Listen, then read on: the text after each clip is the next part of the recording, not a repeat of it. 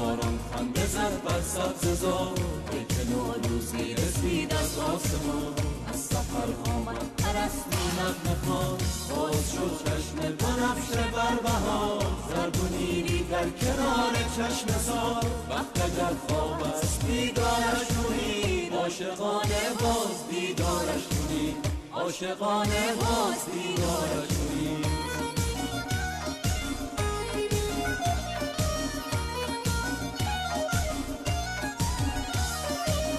آمده نوروز در این سرزمین، خاک ما شد رشک فردوس برین.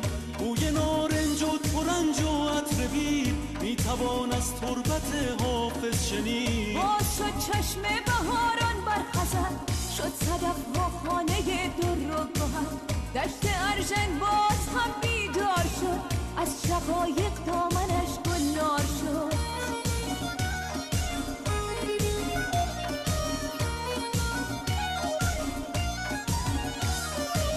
قاصدک آمد که مهمان آمده، بوی نرگس های یاران آمده. خاک من ای قبلگاه عاشقان، نوبهارانت همیشه جاودان. رودهایت پرخروش و بیقرار، کوههایت سربلند و استوار. بند ما همه از خاک توست، تار و پود ما ز خاک پاک توست.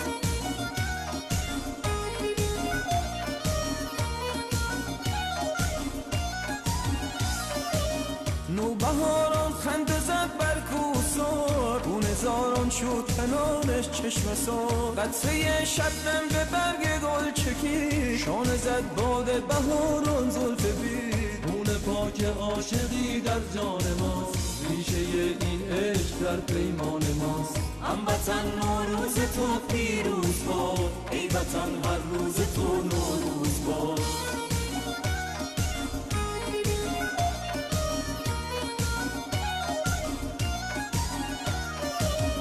آمد از ره فصل زیبای بهار، نوبهاران خنده زد بر سبززار، ای که نوروزی رسید از آسمان. از سفر آمد ارسطو نغمه خوان، آسمان برداشت زیر ابروی عشق، پر شده دنیا ز عطر و بوی عشق. وقت اگر خواب است بیدارش کنید، عاشقانه باز بیدارش کنید، عاشقانه باز بیدارش کنید.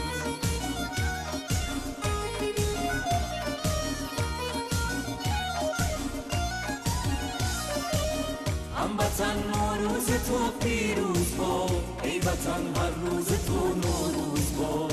هموطن نوروز تو پیروز باد، ای وطن هر روز تو نوروز باد.